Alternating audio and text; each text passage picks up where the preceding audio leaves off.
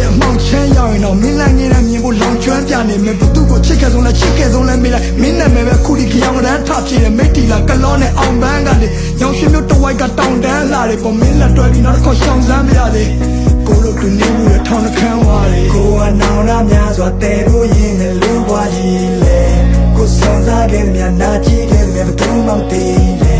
ဒီလူစုပမာချေဟာရဲ့ဒီကိုကရှိမြဲရဲ့ဒါတမှုတွေရနဲ့ချီတဲ့နေ